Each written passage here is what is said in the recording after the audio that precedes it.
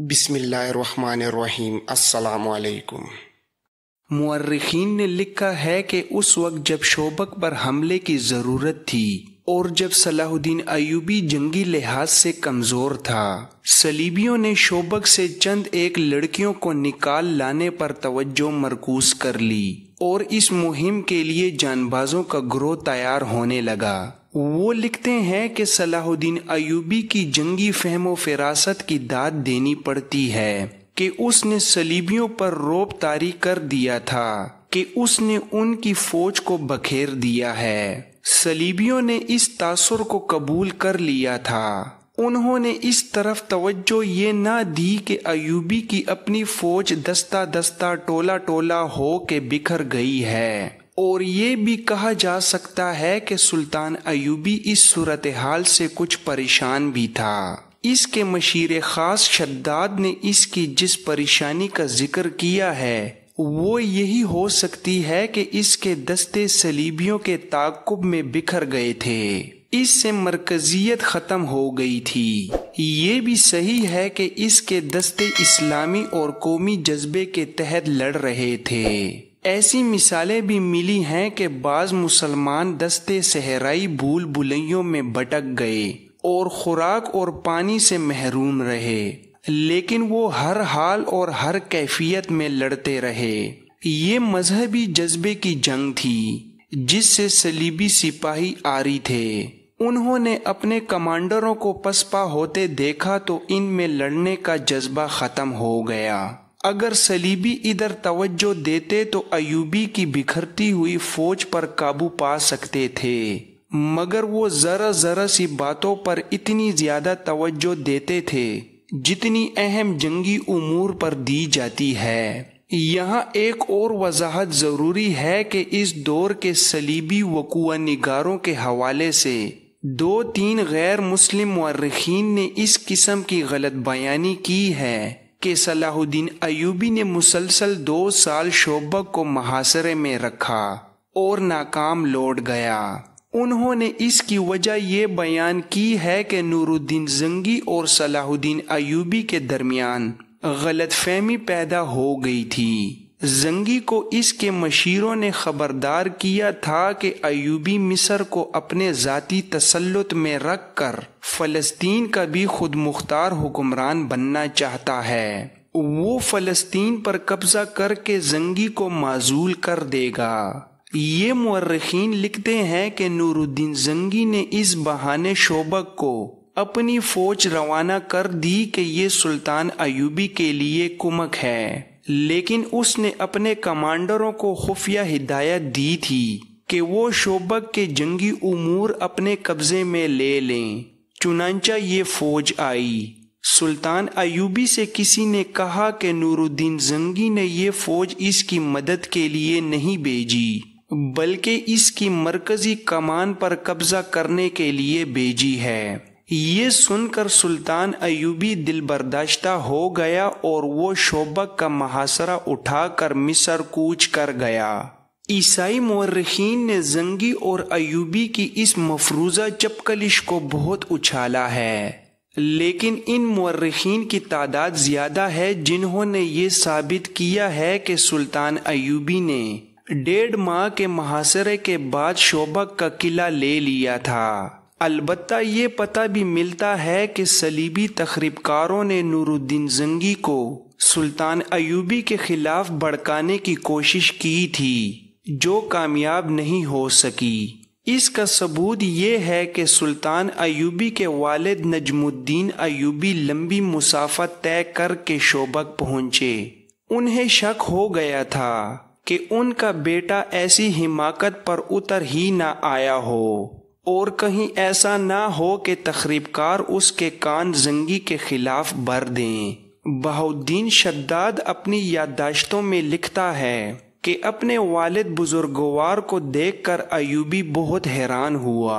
ان کے گھٹنے چھو کر مصافحہ کیا اور سمجھا کہ محترم والد اسے فتح کی مبارکباد دینے آئے ہیں، مگر انہوں نے بیٹے کو پہلے الفاظ یہ کہے، کیا نور الدین زنگی جاہل ہے؟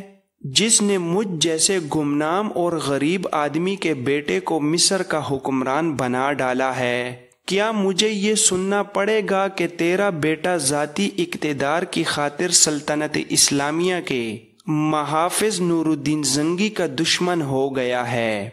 جاؤ اور زنگی سے معافی مانگو۔ بات کھلی تو معلوم ہوا کہ سلطان ایوبی کا ذہن صاف ہے اور وہ نور الدین زنگی سے کمک مانگنے والا ہے۔ نجم الدین ایوب مطمئن ہو گئے اور واضح ہو گیا کہ یہ صلیبیوں کو تخریب کاری اور عیاری ہے۔ سلطان ایوبی نے اپنے خصوصی قاصد اور معتمد فقیہ عیسیٰ الحقاری کو اپنے والد محترم کے ساتھ رخصت کیا اور الحقاری کو نور الدین زنگی کے نام ایک تحریری پیغام دیا۔ اس کے ساتھ شوبک کے کچھ تحفے بھی بھیجے۔ اس نے لکھا، بیش قیمت تحفہ شوبک کا قلعہ ہے جو میں آپ کے قدموں میں پیش کرتا ہوں۔ اس کے بعد خدائے عزوجل کی مدد سے کرک کا قلعہ پیش کروں گا۔ اس پیغام میں سلطان ایوبی نے واضح کیا تھا کہ صلیبیوں کی تخریب کاری سے خبردار رہیں اور یہ نہ بھولیں کہ کچھ مسلمان امراء بھی اس تخریب کاری اور سازشوں میں صلیبیوں کا ہاتھ بٹا رہے ہیں، ان کی سرکوبی کی جائے۔ اس پیغام میں سلطان ایوبی نے شوبک کی اس وقت کی صورتحال اور اپنی فوج کی کیفیت تفصیل سے لکھی اور کچھ انقلابی تجاویز پیش کی۔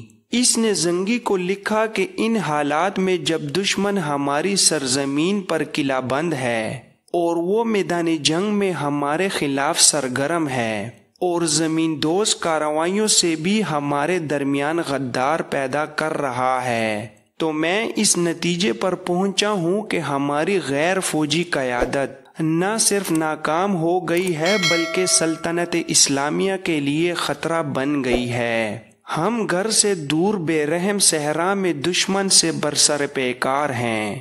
ہمارے مجاہد لڑتے اور مرتے ہیں، وہ بھوکے اور پیاسے بھی لڑتے ہیں، انہیں کفن نصیب نہیں ہوتے، ان کی لاشیں گھوڑوں کے تلے روندی جاتی اور صحرائی لومڑیوں اور گدوں کی خوراک بنتی ہے۔ اسلام کی عظمت اور قوم کے وقار کو جتنا وہ سمجھتے ہیں اتنا اور کوئی نہیں سمجھ سکتا۔ ہمارے غیر فوجی حکام اور سربراہوں کے خون کا ایک قطرہ نہیں گرتا، وہ میدان جنگ سے بہت دور محفوظ بیٹھے ہیں۔ یہی وجہ ہے کہ وہ عیش و عشرت کے عادی ہو گئے ہیں۔ دشمن انہیں نہایت حسین اور چلبلی لڑکیوں اور یورپ کو شراب سے اپنا مرید بنا لیتا ہے۔ ہم دین اور ایمان کی سربلندی کے لیے مرتے ہیں اور وہ ایمان کو دشمن کے ہاتھ بیچ کر عیش کرتے اور اس کے ہاتھ مضبوط کرتے ہیں۔ سلطان ایوبی نے لکھا کہ اب جب کہ میں فلسطین کی دہلیز پر آ گیا ہوں اور میں نے فلسطین لیے بغیر واپس نہ جانے کا تہیہ کر لیا ہے، تو میں ضروری سمجھتا ہوں کہ آپ غیر فوجی قیادت پر کڑی نظر رکھیں۔ امیر العلماء سے کہیں کہ وہ مساجد میں اور ہر جگہ اعلان کر دے کہ سلطنت اسلامیہ کا صرف ایک خلیفہ ہے اور یہ بغداد کی خلافت ہے۔ ہر مسلمان پر اس واحد خلافت کی اطاعت فرض ہے، لیکن خطبے میں اور کسی مسجد میں خلیفہ کا نام نہیں لیا جائے گا۔ عظیم نام صرف اللہ اور اس کے رسول صلی اللہ علیہ وآلہ وسلم کا ہے۔ یہ حکم بھی جاری کیا جائے کہ آئندہ جب خلیفہ یا کوئی حاکم کسی دورے یا معائنے کے لیے باہر نکلے گا تو اس کے محافظ دستے کے سوا کوئی جلوس اس کے ساتھ نہیں ہوگا اور لوگ راستے میں رک کر اور جھک جھک کر اسے سلام نہیں کریں گے۔ سلطان ایوبی نے سب سے زیادہ اہم بات یہ لکھی کہ شیعہ سنی تفرقہ بڑھتا جا رہا ہے۔ فاطمی خلافت کی معزولی نے اس تفرقے میں اضافہ کر دیا ہے، یہ تفریق ختم ہونی چاہیے۔ بے شک خلافت اور حکومت مسلمانوں کی ہے، لیکن کسی مسلمان حاکم یا اہلکار کو یہ حق حاصل نہیں کہ وہ شیعوں کو اپنا غلام سمجھے۔ حکومت اور فوج میں شیعوں کو پوری نمائندگی دی جائے۔ اس قسم کی کچھ اور بھی انقلابی تجاویز تھیں جو سلطان ایوبی نے نور الدین زنگی کو بھیجیں۔ مورخین اس پر متفق ہیں کہ زنگی نے ان پر فوری طور پر عمل کیا۔ اپنے ہاں بھی سلطان ایوبی نے شیعہ سنی تفرقہ پیار و محبت اور عقل و دانش سے مٹانا شروع کر دیا۔ کرک میں صلیبی سلطان ایوبی پر جوابی وار کرنے پر غور کر رہے تھے۔ ان کو مرکزی کمان نے قاصدوں کے ذریعے اپنی بکھری ہوئی فوج کو احکام بھیج دیے کہ مسلمانوں سے لڑنے کی کوشش نہ کریں بلکہ نکلنے کی ترکیب کریں تاکہ جوابی حملے کے لیے زیادہ سے زیادہ فوج بچ جائے۔ ان احکام کے ساتھ ہی انہوں نے 40 جانبازوں کا ایک گروہ تیار کر لیا جسے مظلوم مسلمانوں کے بحروب میں شوبک میں داخل ہونا اور لڑکیوں کو وہاں سے نکالنا تھا۔ صلیبی حکمرانوں نے اس خیال سے کہ سلطان ایوبی مصر سے غیر حاضر ہے وہاں اپنے تخریب کاروں میں اضافہ کرنے کا فیصلہ کر لیا تھا۔ وہ سوڈانیوں اور اہل تشیف فاطمیوں کو جلد از جلد متحد کر کے قاہرہ پر قبضہ کرنا چاہتے تھے۔ شوبک اور کرک کے درمیان علاقے میں بہت خون بہہ رہا تھا۔ وہ سارا علاقہ ہموار ریگستان نہیں تھا۔ کئی جگہوں پر مٹی اور ریتیلی سلوں کے ٹیلے تھے اور کہیں ریت کی گول گول ٹیکریاں تھیں جن میں کوئی داخل ہو جائے تو باہر نکلنے کا راستہ نہیں ملتا تھا۔ ایسے علاقوں میں صلیبی بھی مر رہے تھے اور سلطان ایوبی کے مجاہدین بھی، اور وہاں شوبک کے وہ عیسائی بھی مر رہے تھے جو مسلمانوں کے ڈر سے شہر سے کرک کی سمت بھاگ اٹھے تھے۔ فضا میں گدوں کے خول اڑ رہے تھے، ان کے پیٹ انسانی گوشت سے بھرے ہوئے تھے۔ صحرائی درندے لاشوں کو چیر پھاڑ رہے تھے اور معرکہ آرائی کا یہ عالم تھا جیسے افق سے افق تک انسان ایک دوسرے کا کشت و خون کر رہے ہوں۔ اس وسیع راگزر میں کہیں کہیں نخلستان بھی تھے جہاں پانی مل جاتا تھا۔ تھکے ہارے انسان، زخمی انسان اور پیاس کے مارے ہوئے انسان وہاں جا جا کر گرتے تھے۔ عماد ہاشم سلطان ایوبی کی فوج کے ایک چھوٹے سے دستے کا کمانڈر تھا۔ وہ شامی باشندہ تھا، اس لیے وہ اپنا نام عماد شامی بتایا کرتا تھا۔ صلیبیوں کے خلاف جو جذبہ ہر مسلمان سپاہی کے دل میں تھا وہ عماد شامی میں بھی تھا، لیکن اس کے جذبے میں انتقام کا قہر اور غضب زیادہ تھا۔ اس کے متعلق سب جانتے تھے کہ وہ یتیم ہے اور اس کا سگا عزیز رشتہ دار کوئی نہیں، لیکن اسے یہ یقین نہیں تھا کہ وہ یتیم ہے یا نہیں، کیونکہ اس کا باپ اس کی آنکھوں کے سامنے نہیں مرا تھا۔ وہ 13-14 سال کی عمر میں گھر سے بھاگا تھا۔ اس وقت اس کا گھر شوبک میں تھا۔ اسے اچھی طرح یاد تھا کہ اس کے بچپن میں شوبک پر صلیبیوں کا قبضہ ہوا تھا اور انہوں نے مسلمانوں کا کشت و خون شروع کر دیا تھا۔ اس کا بچپن صلیبیوں کی دہشت میں گزرا تھا۔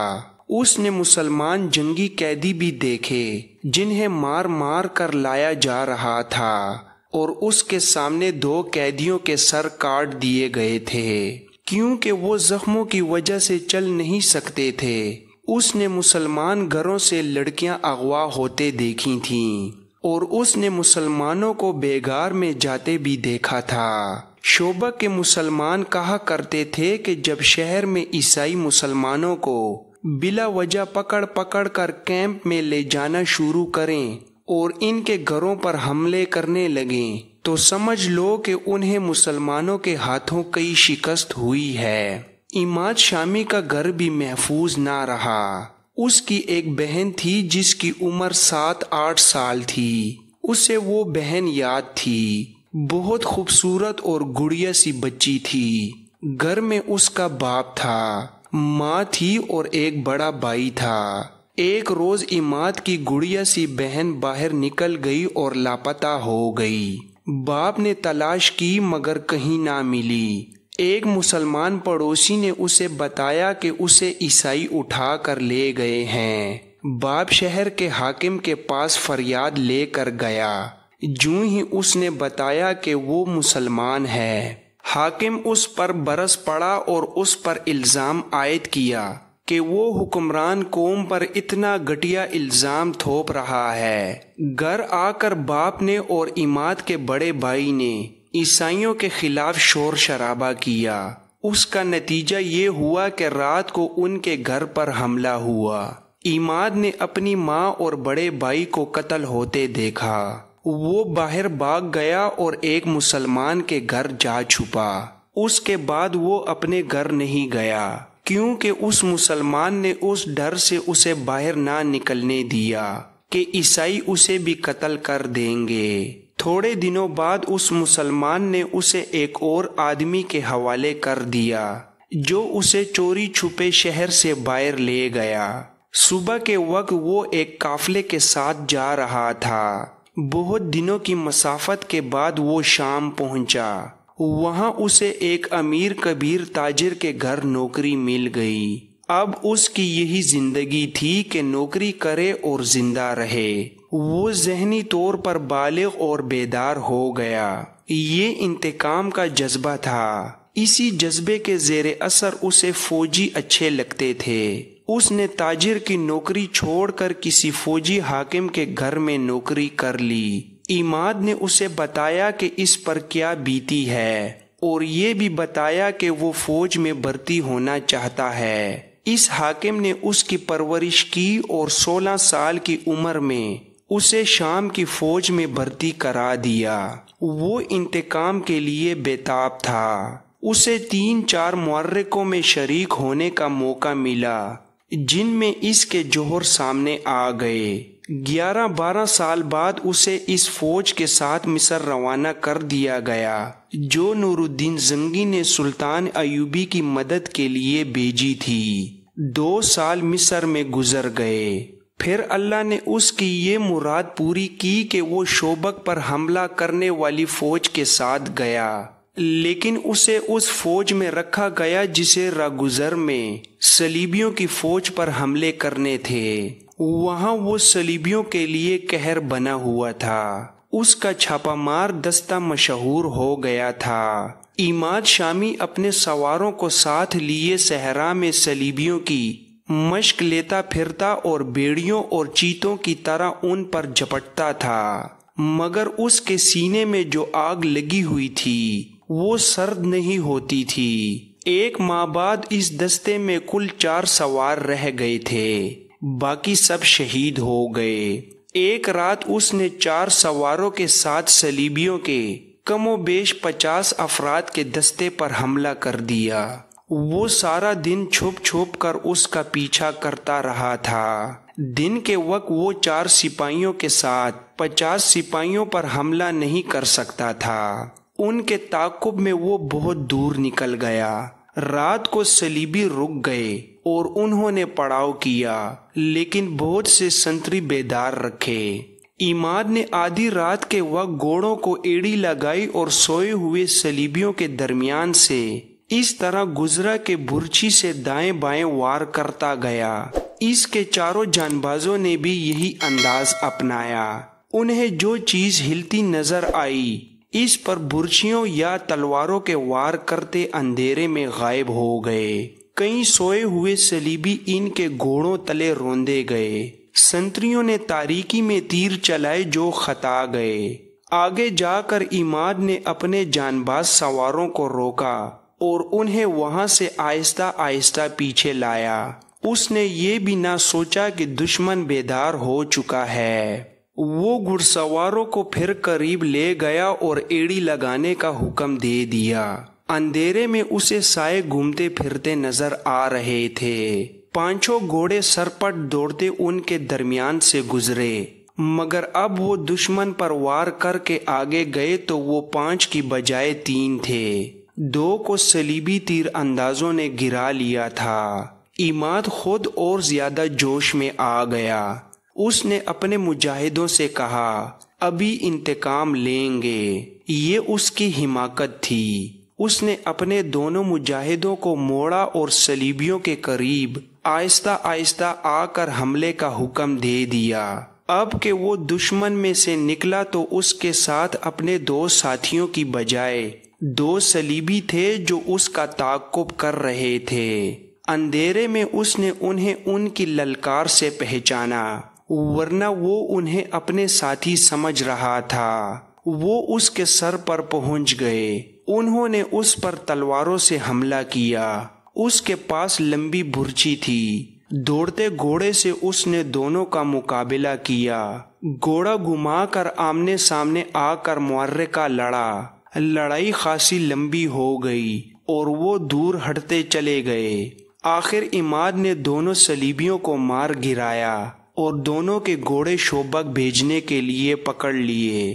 ان کی تلواریں بھی لے لی، مگر اسے یہ خیال نہ رہا کہ کہاں تک جا پہنچا ہے۔ اس نے گھوڑے کو اور اپنے آپ کو آرام دینے کے لیے ایک جگہ قیام کیا، لیکن وہ سونے سے ڈرتا تھا، کیونکہ کسی بھی وقت اور کہیں بھی وہ دشمن کے نرخے میں آ سکتا تھا۔ اس نے رات جاگتے گزار دی۔ ستارے دیکھ کر اس نے یہ معلوم کر لیا کہ شوبک کس طرف اور کرک کس طرف ہے، اور اسے صحرا میں کون سی جگہ جانا ہے جہاں اسے اپنا کوئی دستہ مل جائے گا۔ صبح ہوتے ہی وہ چل پڑا۔ وہ صحراؤں میں جنا پلا تھا، بھٹکنے کا کوئی خطرہ نہیں تھا۔ وہ تجربہ کار چھاپا مار تھا، خطرے کو دور سے سونگنے کی اہلیت رکھتا تھا۔ اسے دور دور صلیبی 4 یا 5 ٹولیوں میں جاتے نظر آئے۔ اگر اس کے پاس 2 فالتو گھوڑے نہ ہوتے تو کسی ٹولی پر حملہ کر دیتا۔ وہ بچتا بچاتا اپنی راہ چلتا گیا۔ راستے میں اسے کئی جگہ گھوڑوں اور اونٹوں کے مردار اور صلیبی سپاہیوں کی لاشیں پڑی نظر آئیں، جنہیں گدھ اور لومڑیاں کھا رہی تھیں۔ وہ چلتا گیا اور سورج افق پر چلا گیا۔